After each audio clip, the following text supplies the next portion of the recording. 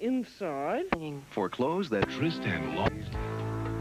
Bold 3 detergent. Back in the days before Netflix and 100 other streaming services, in the good old days, before we binge-watched a million different shows at our convenience on our phone, we all used to gather around to watch the same thing.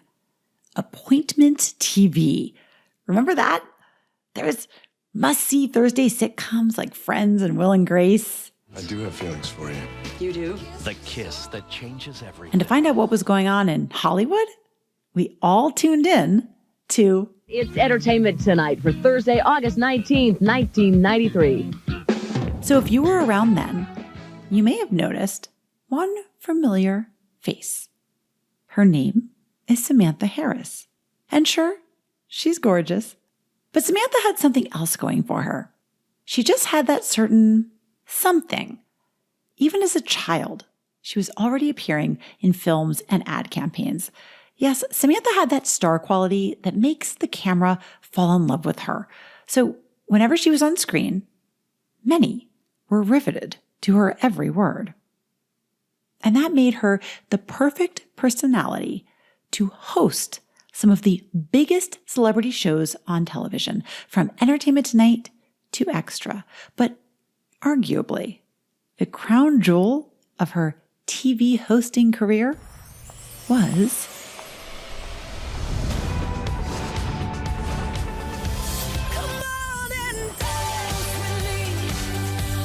That's right. For 8 seasons, Samantha took us on a ride, every dance step of the way, as different celebrities showed off their skills on the beloved show. And she was just as much a draw in her own right. She landed on the covers of some of the biggest magazines like Shape, Muscle and Fitness, Self, People, and Us Weekly. No surprise, because Samantha was every bit the picture of celebrity glamour. All health and beauty and star quality. But behind the cameras, just as everything seemed perfect, she got the shock of her life. As is often the case, it happened on an ordinary day when she was changing after a workout. She felt something odd, something that gave her pause. There was a lump in her breast. And in that moment, Samantha's entire life changed. Thanks to countless courageous women worldwide, we commemorate every October as Breast Cancer Awareness Month. We all recognize that iconic pink ribbon that's there to remind everyone of the mothers, sisters, and friends we've lost to this terrible disease, but it's also here to celebrate the brave survivors. And that's what we're going to do today. In honor of Breast Cancer Awareness Month, the fabulous, courageous, Emmy Award-winning Samantha Harris, today on the Gratitudeology podcast.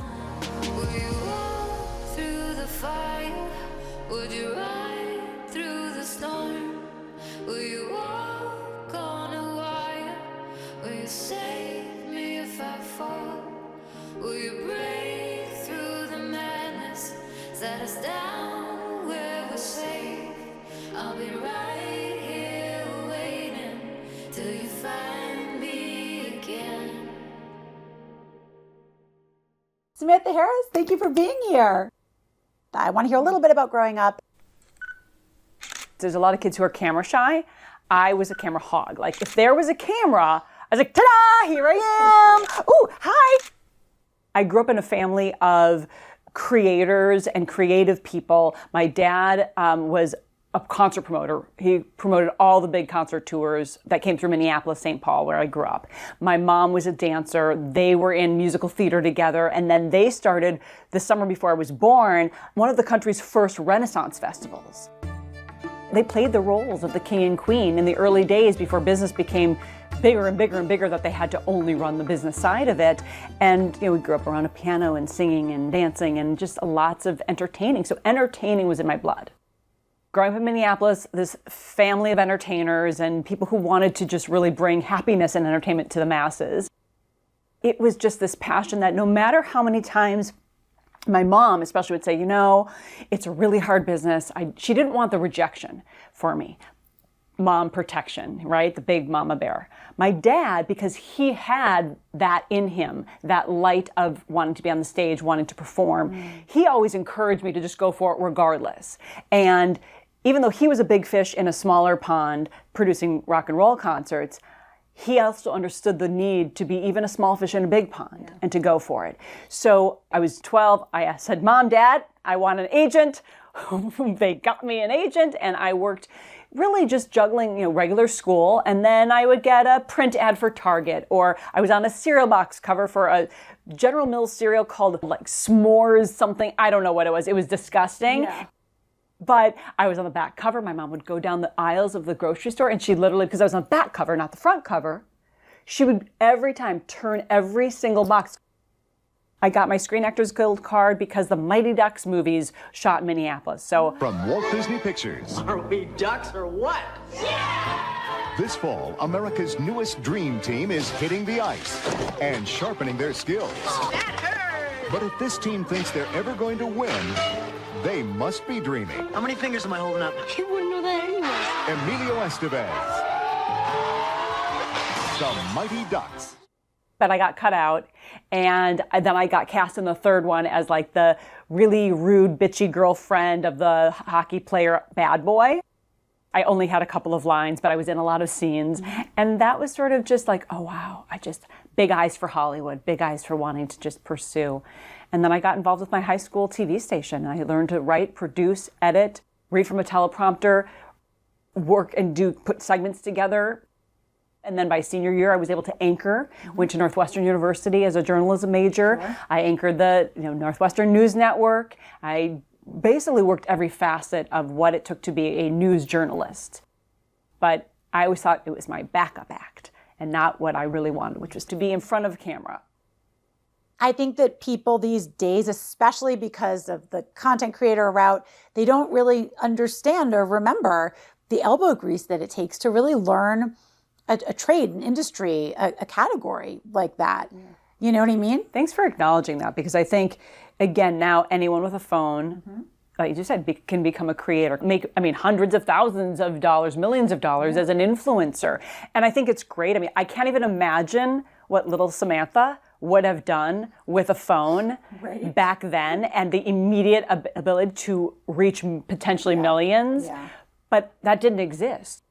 I worked so hard for the career on television that I finally got to have by taking no after no after no and letting it, instead of completely knock me down, make me want to say yes and go for it even more strongly.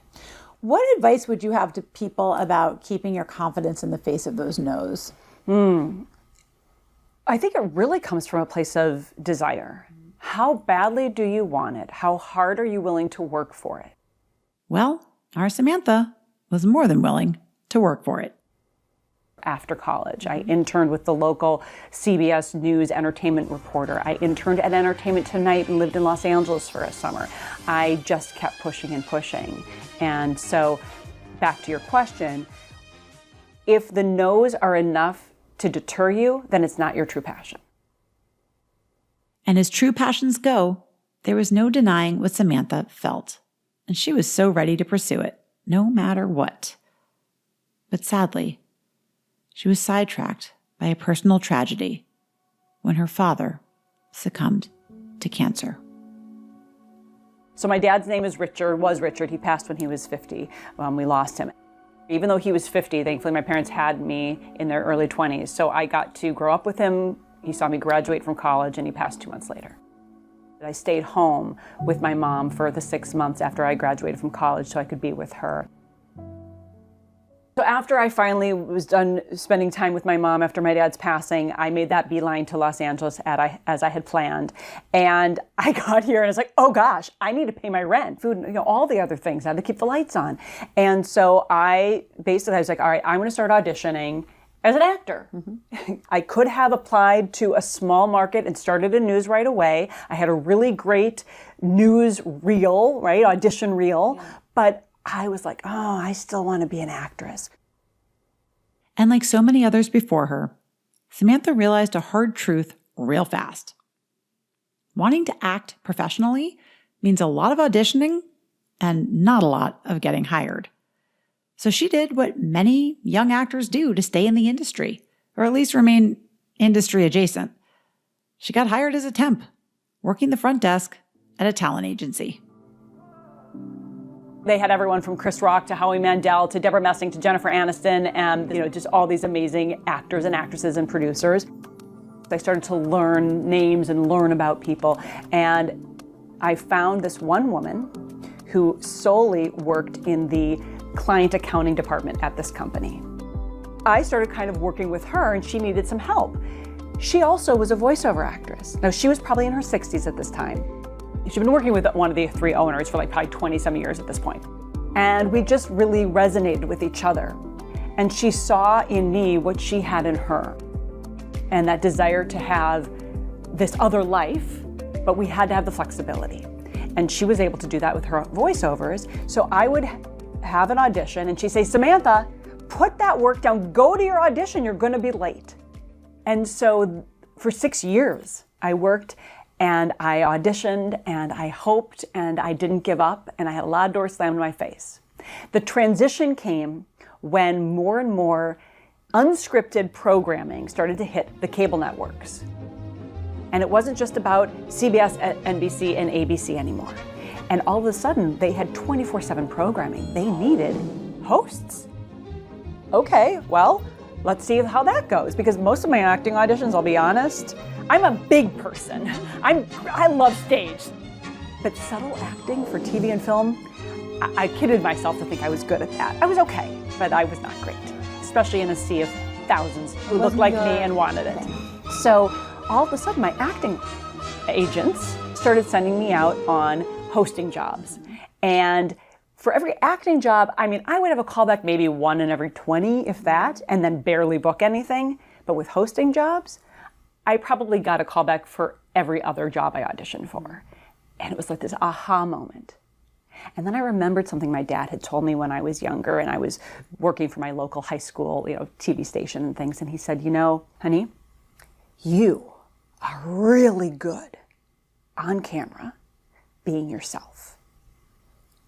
And I took that as such an insult when I was a kid because I wanted to be an actor. And as an actor, you need to be somebody else on camera. And I remember being so offended.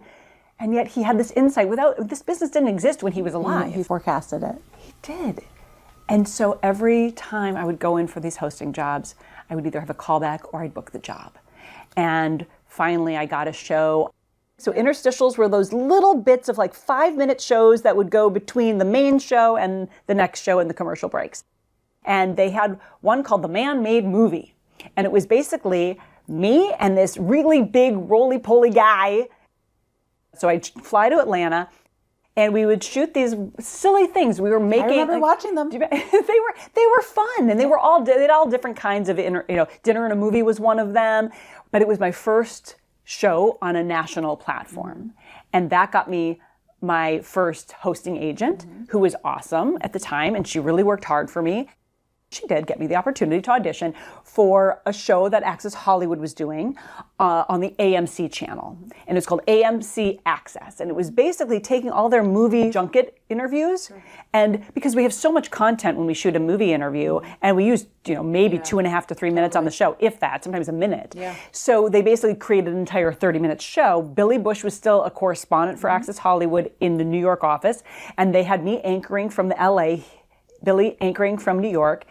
And then that opportunity led to my agent that I've now been with for 23 years. Amazing. And within 6 months of that agent, I was up for the position on The View that Lisa Ling had vacated. It came down to me, Elizabeth Hasselbeck, one other girl, and I actually turned it down. I was already on air with them for 2 days.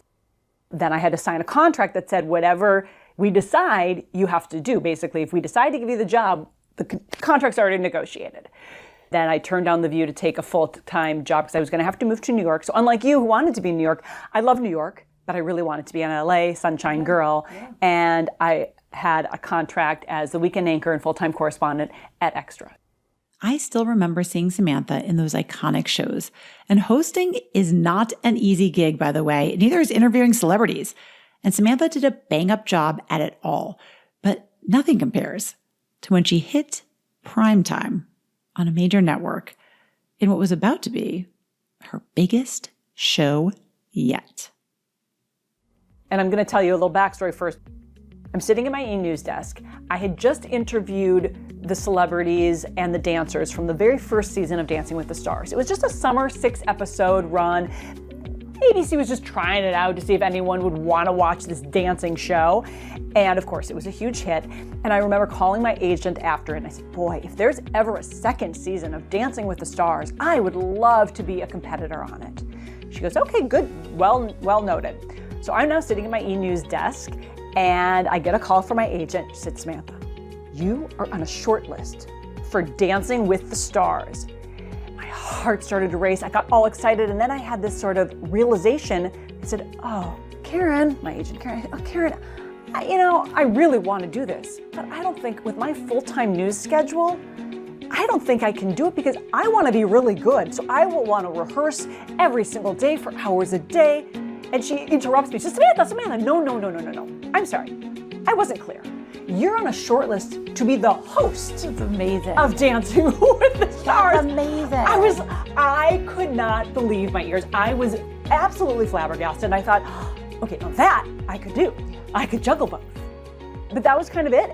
Nothing more for the next few weeks. And then I get a call again out of the blue. Thankfully, I was at E. I wasn't shooting that day. So I had rolled out of bed. I went into office. I had no makeup on. I was in whatever, jeans and a t-shirt. I get the call from my agent and Karen says, Samantha, hey, in about 2 hours, can you get over to ABC to do a screen test with Tom Bergeron? Oh, by the way, in full hair and makeup and a gown. Oh my God. First of all, thankfully I don't have a shoot I'm going to. Who has a gown? I don't have any makeup. Wait a second. I'm literally at my office. I do live coverage of award shows. I have a wardrobe closet with probably 3 gowns in it. And I have a makeup and hairstylist who are downstairs. So I knock. Hey girls, are you busy? You're not cool. Do you guys mind putting me in full glam? I know I'm not shooting today, but do you mind? Okay. Threw on a gown. That's amazing. Ran to ABC, which thankfully also was just up the street from the e-news studios. I did the screen test. And I mean, the rest is history, but really it was like another month or so of negotiations because E had to make sure that ABC wasn't going to take me away too much because I still had a full-time job there and negotiating. So that's where that was the nail-biting part of I got the offer, but can I even do the show? Because I need my big mom and dad over here at E to say yes. ABC's Dancing with the Stars live 2-hour premiere event tonight, 8/7 Central on ABC. But when I hosted the show, seasons 2 through 9, this was the heyday for the show. We were second only to American Idol in the total number of viewers ever watching television. It was like 25 million viewers, right? Yeah, I remember there were nights we'd always have a morning meeting every day before we'd go into rehearsals and then the live show later. And we had, the results show. First thing everyone would say was, what were the numbers for the performance show? Which is, obviously when all the dancers are competing and then we have the results the next time. If it dipped below 20 million people, we were like, oh my gosh, we're doomed. This is awful. Because this was a time where we had 20 to 30 million people on average watching. Live appointment television was a whole other animal. And so it was really exciting to be part of that.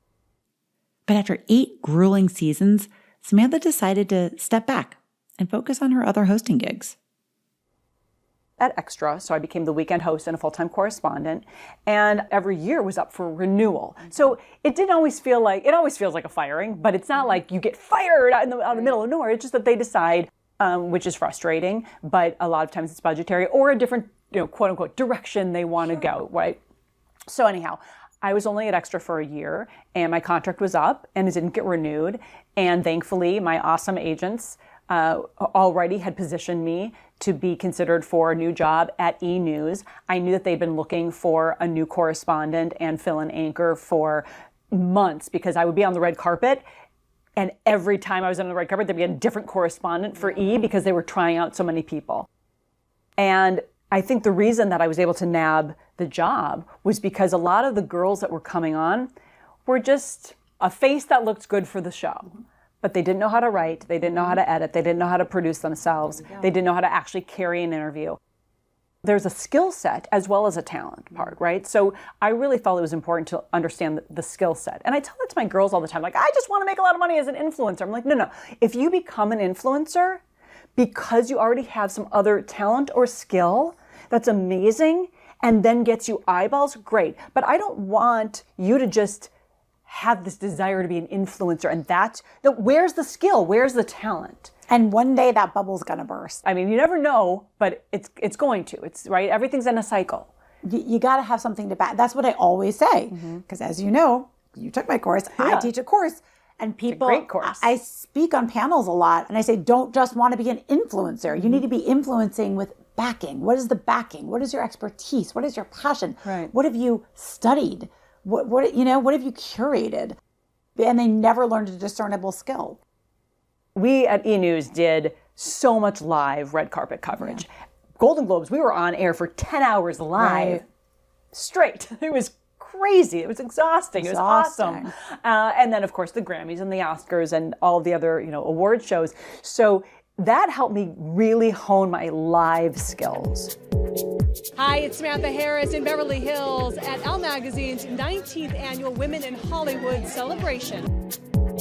And then on the other part of it was just my regular day-to-day E! News job, which meant I was going into the field. And in the early days at E!, the first couple of years especially, I was also writing my stories. I was in the edit bay. I was choosing my shots, my sound bites, the back, B-roll, the secondary footage, and literally physically running tapes because everything wasn't digital. And also the edit bays were really far on the other side of the building from where our newsroom was. So I would run to the newsroom and then I'd literally, because we'd have to still get it up to the satellite at a certain time. It was old school newsroom, running tapes from place to place, but it gave me a groundedness and also the understanding that I'm just a cog in the wheel. I get to be the cog that's on camera and I love that. And that's where where I shine and I feel like my light comes on. But understanding how to do all the other parts and then the appreciation for my grips and my camera guys and my director and my producers and my field producers and all of the other parts, I think also made a unique picture in how I approached my job slightly differently than maybe even a lot of other people on camera. This is something I've always heard people say about my own mom, Joan London, that she treated everyone on set as an equal, whether it was a celebrity she was interviewing or the person setting up the food with craft services. And I think it speaks volumes about what it takes to have longevity in the TV industry. It's really not about being a diva. It's about being part of a team. And though she had been part of several teams and now is a thriving host, the performer in Samantha was still in there, and she was about to land a gig that was a dream come true. Then I'd been doing Dancing with the Stars for a couple of seasons, and I get a call again from my agent, Karen, and she said, Samantha, hey, it's Karen. Listen, would you want to do Chicago on Broadway or the West End? And she, of course, knew that I was a complete musical theater geek. Okay. So the fact that I even paused for a millisecond was kind of laughable. And I said, yeah. So it turned out that they were giving me the Broadway potential offer, but it was sort of backwards. Usually you audition for a show and then you see if you get the job. In this case, I was offered the job, but then I had to audition to prove that I could do the job. So again, who do you know? How can you lean into your relationships? I called my agent, Karen. I said, Karen, do you know anyone, any choreographers from So You Think You Can Dance who might be able to help me with some of the choreography for the dance audition? She said, well, yeah, I know Tice DiOrio. He's a client, and he's one of the choreographers on, not only is he a choreographer on So You Think You Can Dance, but he also was in Chicago. Let me see if he'd help you out. Oh my God. And Tice didn't have to pay him. Like, it was like, Yeah, I was like, I'll pay, like, whatever. Yeah. No. Tice is like, let's do it. So we met for a couple of hours. He's like, here are the dances I think you're going to probably have to learn at the dance audition. And he taught me exactly what I was going to have to know. And I'm someone who I can do the moves, but I take a little bit longer to process. Mm-hmm. So the fact that I got to work with him, learn it, and then walk into that dance audition already kind of knowing it, and then be able to kind of just put my extra, swooshy, fancy stuff on it. And then for the vocal part, leaning to who I knew. So Marissa Jarrett Winokur, who starred and won the Tony for Hairspray, had been a contestant on Dancing with the Stars. Such a sweetheart. I said, Marissa, I'm up for Broadway, Chicago, but I have to do a vocal audition. Do you have a vocal coach? It's been a while since I've been singing. I need to get my voice in shape. Do you have anyone I can work with for the next 2 weeks before the audition? Yep, call this guy. So I go into this guy. It's her guy. And we're working, and he goes, by the way, when you come to do the audition, the vocal audition, I'm actually the one you'll be coming to because I do all the vocal auditions. I put everyone on tape for Chicago and New York. Stop it. So we worked together, we worked on the songs, and then it was the, quote, day of the audition, and then I came back in and I auditioned for the guy I had just been working with for 2 weeks. Incredible. And now, the 6 merry murderesses of the Cook County Jail in their edition of the Cell Block Tango. I was now at the show The Insider, which was the sister show to Entertainment Tonight. I was shooting The Insider from Times Square, and then I was doing the show from Times Square, and I was living in Times Square, and I was working, doing 8 shows a week, working a full-time TV job with a 21-month-old who I had. My husband took her home for 18 days. It was the longest I'd been without her, and it broke my heart. All I wanted to do in my off time was be with her, take her to the park, take her on walks. So it was a juggle for sure, but it was the most rewarding experience ever. So I literally was working 7 days a week for an entire summer, and then I did the tour, but just for a week. Wow. Usually they have you go on tour for a week before you open on Broadway, but my schedule with the show, the TV show, wouldn't let that happen. So I opened on Broadway. My opening night, I had never run the show top to bottom, in costume, cue to cue, all the way through with my cast. Stop it. So basically my opening night was really my dress rehearsal. It was a dress rehearsal. Yeah. God, I love Chicago. Yeah. That is so amazing. It was so fun. That is and I got to play Roxy, and it was the best. Magical. Yeah, it was awesome. By now, it seemed to Samantha that she was coasting from one high to the next. And it's not like she didn't work for it. None of it was handed to her on a silver platter. She put in the work, she showed up, and it was all coming together. But, as we often say in my neck of the woods, in a New York minute, everything can change. So here I was, the top of my television hosting career, Dancing with the Stars, Entertainment Tonight, Broadway, all these fun shows, and living what I thought was my healthiest life as well. I'd been on the cover of 10 different health and fitness magazines. Muscle and Fitness magazine, I was on 4 covers. And one before I'd even started my career, and then the other 3 as, with my actual name on the cover, not just like random model over here. That's, I think, even more why what I'm about to share in 2014 was even more shocking, because I thought I was healthier and more fit than I had ever been. I was tight and toned. I was literally the picture of health on these covers of magazines. Every interview I had, whether it was People or Us Weekly, well, what do you eat and how do you exercise? Because you're so fit and you're in such great shape and you're so healthy. And people kept coming to me for me being so healthy. And then I was blindsided. I was just about to turn 40, and I thought, my dad died of cancer. It was colon cancer. His mom was a breast cancer survivor, lived to 95, diagnosed in her early 60s. But cancer had been in my family, and I now had a 3 and a 6-year-old at home, and I thought, while I'm so healthy, I should set a baseline and get one of those mammogram things. And I came out, we, got the clear results. And 11 days later, I was changing after a workout. That's a weird lump. That's never been here before. But I just had a clear mammogram. So, maybe, it's that time of the month. I'm getting like a little bit lumpy because our boobs change every month a little bit of the cycle. But still, I could have stuck my head in the sand and not done anything because of the clear results. But I thought, I'll call my OBGYN. Trusted her more than any other doctor. She delivered both my kids. She says, you know what? Just come in. Let me just give a quick feel. So she checks me out and she's like, yeah, you know what? Look, you're turning 40 next month. The boobs like to make lumps, so it's probably glandular. Don't worry about it. And she sent me on my way. It's nothing, she said. So now a month later, lump is still there. And I think, okay, well, again, it's nothing, but I'll get a second opinion. I'm going to be proactive. Mm-hmm. But again, because nothing was pointing to breast cancer, I went to see my internist. He does the same thing. Quick feel, says, it's nothing. If you're worried about it, we'll keep an eye on it. Now, 4 months have passed. That pesky lump is still there. And this is where I'd like to chime in about the importance of listening to, well, call it what you want, intuition, your guardian angel, sixth sense. There are moments in life when you need to listen to what the universe is telling you. And fortunately, Samantha was listening to what it had to say. And now this inner voice is screaming at me, saying, Samantha, they're all saying it's nothing. How do they know it's nothing by feeling? If you're going to live with this, quote, nothing lump for the rest of your life, shouldn't you know it's really nothing? And it really helped. And my mom has always been my biggest supporter and my biggest advocate. And she's always in my ear. Is the lump still there? You should get it checked out. She could have continued every single day for a decade to tell me, go get it checked out. But if you don't take action, nothing happens. And so finally something hit that I thought, I should go to a specialist who looks at breasts every day as the specialty. So there I am, I'm sitting at a breast center for oncology. I'm thinking, this is weird. I'm looking at a magazine like, what you should do when you're diagnosed with breast cancer. And I remember looking at the article, closing the magazine and going, well, that's not me. And I put it down. I had 2 ultrasounds in that appointment. We did a needle biopsy. She said, you're not crazy. There's something there, but nothing looks like cancer. Needle biopsy results come back. She says, I bring my husband with me. Okay, you guys, good news, bad news. Good news is it's not cancer. Bad news is I don't know what it is. So you know what? Why don't I take it out and I'll do a lumpectomy.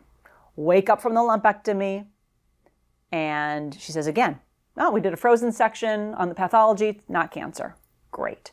A week later, I'm going for my final pathology results to look at the incision, make sure everything's healing well. And I tell my husband, who's saying, I should come with you. I said, no, honey, everything, this whole path has been, it's not cancer. You don't need to come with me. It's a gorgeous day.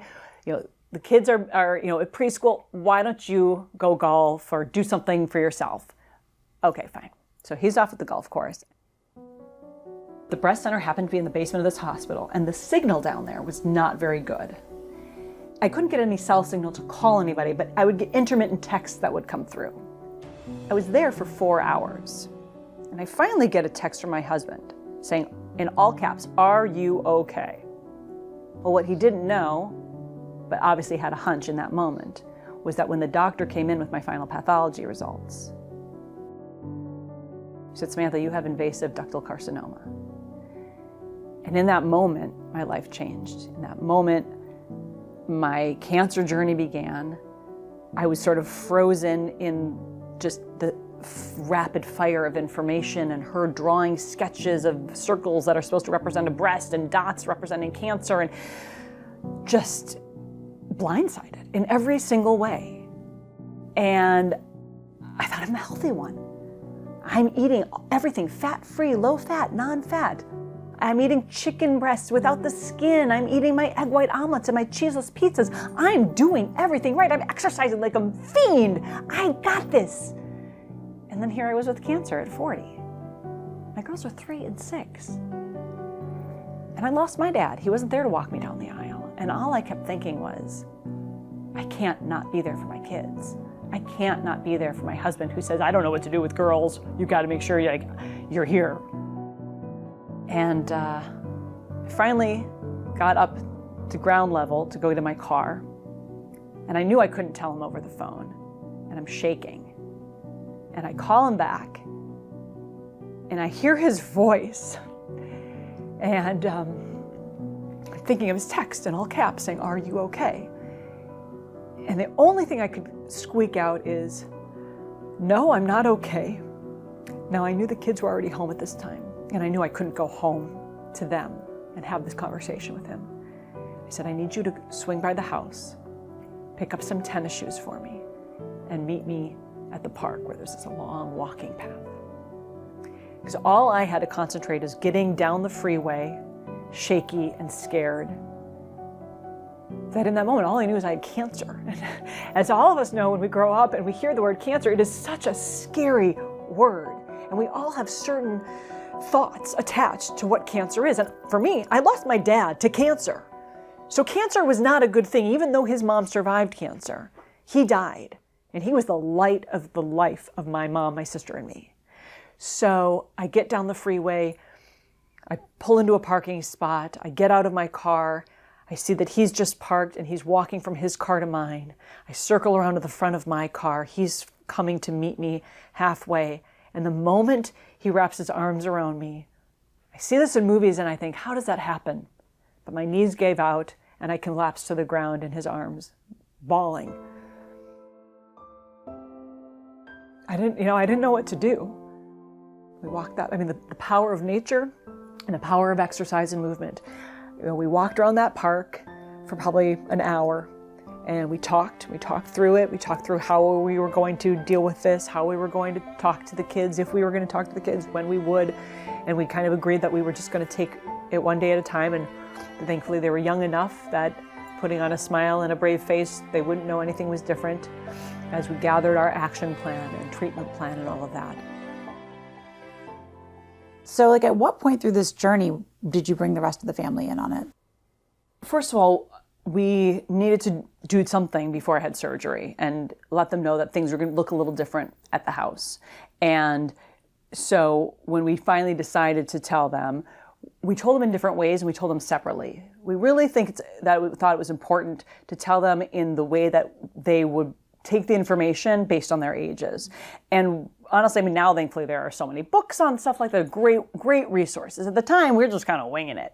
But I knew that, number one, for our 6-year-old, who's now thankfully 17, and I've been able to watch her grow all these years, we wanted to give her the word cancer without the scary attachment that we all have, because we realized we have an opportunity here. She's never heard this word before. It's just a word. So how do we deliver this word? Also, before maybe, especially because I've been in the public eye, I didn't want her to be on the playground. She was in kindergarten, so I wanted her to be on the playground and have some other kid who heard their parents talk about, your mommy has cancer. It's like, what? No, she doesn't win, and have that sort of, what is that, and fear, and because, kids are very honest with each other, so it wasn't outside of the realm that some kid might say that to her. So we gave her the words breast cancer, and we also said, things are gonna look a little different because mommy has to have surgery, and we kind of explained there's 2 different reasons you need to have surgery. Remember how grandma just had back surgery? Well, one reason you need surgery is because there's something in your body that's not working the way it should, and the doctors help to fix it. And that's what happened to grandma. And now you see grandma's doing just fine. Well, the other reason people have surgery is because there's something in their body that's not supposed to be there, and the doctors need to take it out. And that's what's happening with mommy. There's something that's not supposed to be there. So the doctors are going to take it out, and I'm going to be in bed for a little while. So daddy's going to pick you up at school. Then we wanted to reframe it and make it something exciting. We had special art projects and new books that she got to do in bed with me so that there were positive experiences attached to a really negative and scary event. With our 3-year-old, all she wanted was to know when I could pick her up again and put her back in the crib. But I couldn't lift her for so many weeks. We had a new fun game. She'd crawl up onto my lap in the chair for me to give her her bottle, and then she'd stand up in the chair, I'd turn around, she'd climb onto my back, and I'd kind of shimmy over to the crib, and then she'd climb off my back and into the crib. So I didn't have to actually lift her with my arms. So we got creative with it. I think the biggest lesson that I learned through my journey was how important it is for us to be our own best health advocates. Had I stuck my head in the sand and not looked to other doctors' opinions, I would have maybe found out much, much later that I had cancer, and maybe I would have been worse off. Also, to not be afraid to get second or third opinions. So within the first week of my diagnosis, I already saw 2 other surgical oncologists to see what their recommendation for treatment would be. I also had multiple radiation oncologist appointments, multiple reconstruction surgeon appointments. So I also started to learn the language, and each doctor also speaks differently to you. I celebrated 10 years cancer-free. It was my 20th wedding anniversary, my 10-year cancer-versary, and my 50th birthday celebration.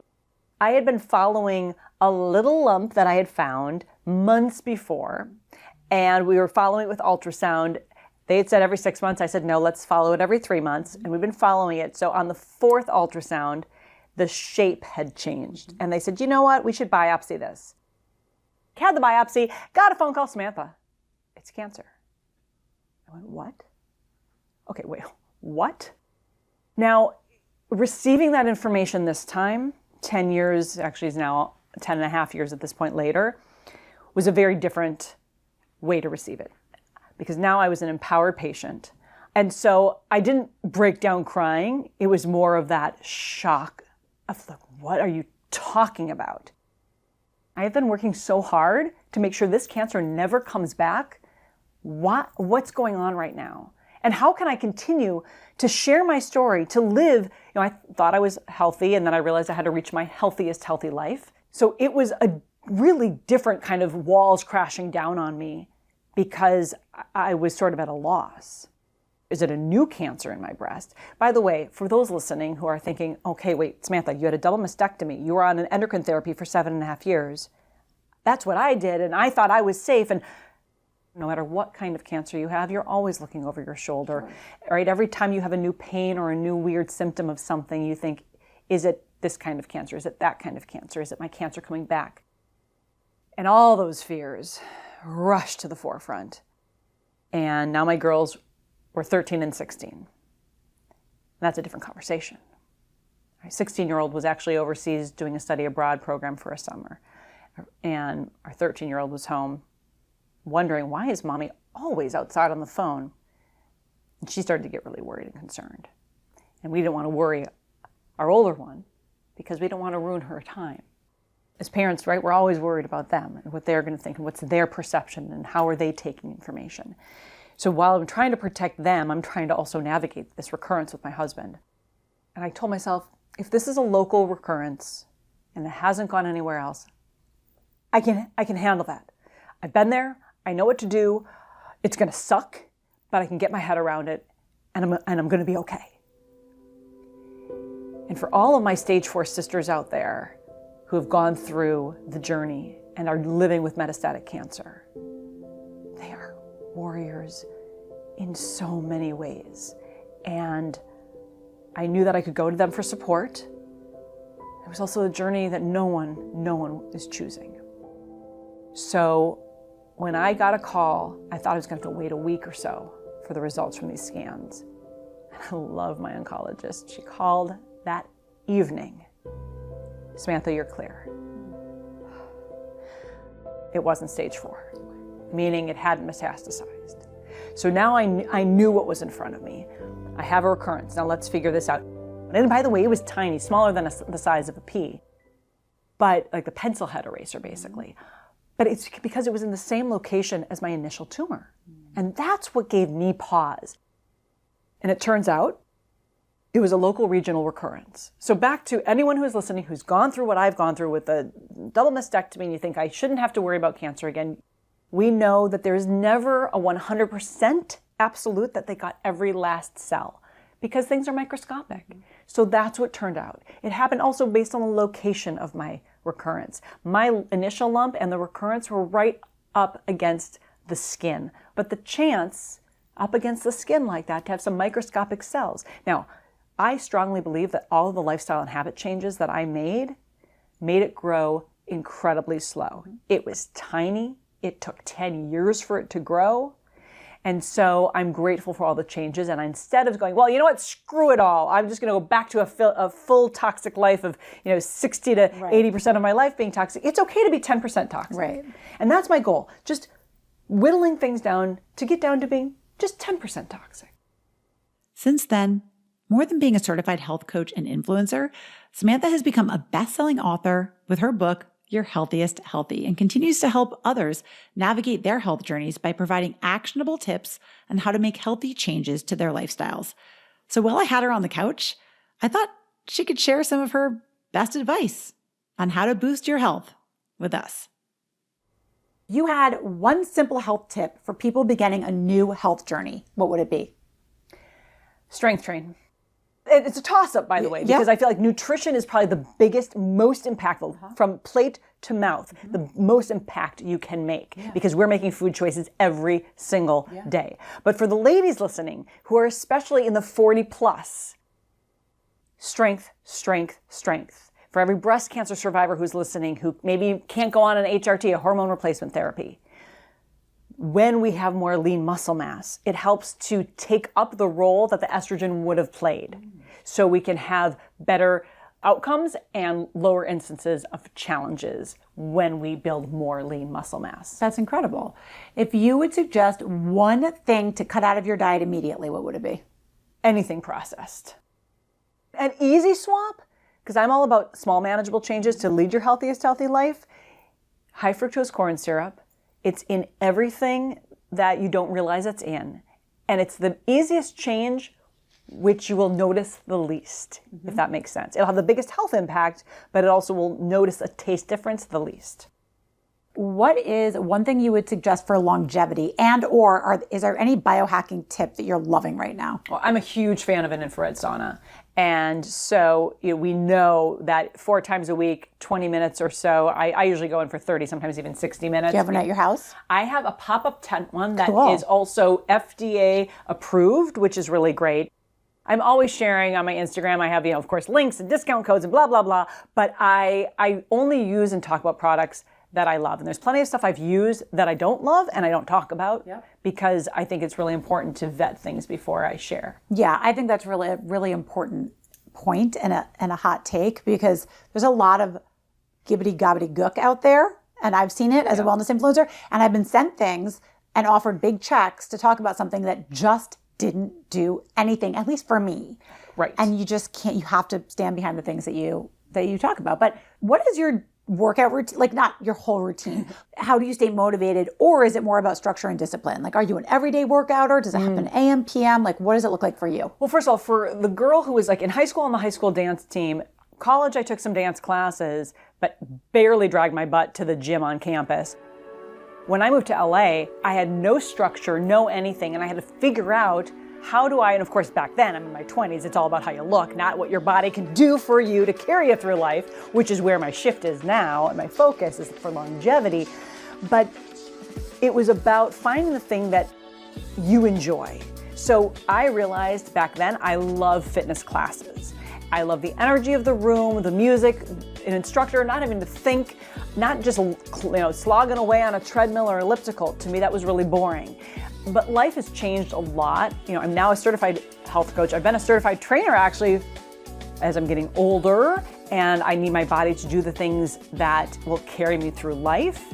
It's about changing up your workout, not being afraid to change it up to suit the purpose for what you need. So for me, that's really focusing on strength and strength training and heavier lifting, but slowly, gradually getting to heavier so that you're not hurting yourself and creating injury.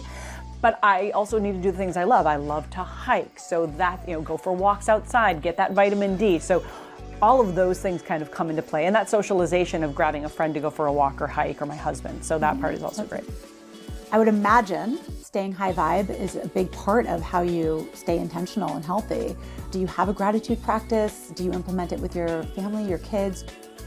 I didn't realize the importance before cancer of mindset and mindfulness, and of course gratitude. In Your Healthiest Healthy book, I call it your gratitude, right? So it's that, again, the attitude of gratitude.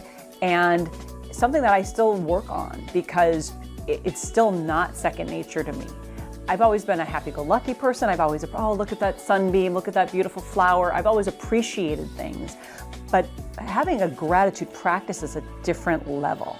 So with our kids, we were playing a game. We're still trying to get family dinners around the table. It gets harder as they get older and have more activities, called Rosebud Thorn. So we would go around the table and each person would say something good that happened in their day. That's the rose. The bud was maybe something that was a good deed that either you did or someone else did. And the thorn is something that wasn't so great that either happened because of what you did or what you witnessed and what you learned from it. And it's a game that I want to play more of than we're playing now, but especially when they were littler, we did that a lot. I love the games I've seen you play with your kids in the car. I think it's so important to instill that from a young age. But I think a lot of times as we grow up, we lose touch with that. So for me, it's really a matter of sometimes just stopping down for, even if it's a couple of minutes, closing my eyes and focusing on that mindful moment. Do I hear the birds? Do I feel the sunbeam? Do I feel the breeze? And taking those deep belly breaths, those diaphragmatic breaths that activate the parasympathetic nervous system. And that really resets you for whatever else you've got going ahead of that, towards the end of the day or throughout the day. I wasn't managing stress at all when I was diagnosed. I wasn't focusing on really good quality sleep. There were things I just didn't know to do because it was rat race, go, go, go. Take every opportunity, don't say no. I think a lot of us felt that way, and I'm so glad that there's people like you to tell us how to do it better. Samantha Harris, thank you so much. Thanks, team. Samantha Harris, Emmy award-winning TV host, journalist, Broadway star, and best-selling author. She overcame the devastating diagnosis of breast cancer to become an inspiration to others. She continues to promote breast cancer research as an ambassador for both Susan G. Komen and the American Cancer Society. And for Breast Cancer Awareness Month, we encourage everyone to be mindful with self-exams and regular screenings. Today, Samantha advocates for healthy living to improve life, energy, and happiness.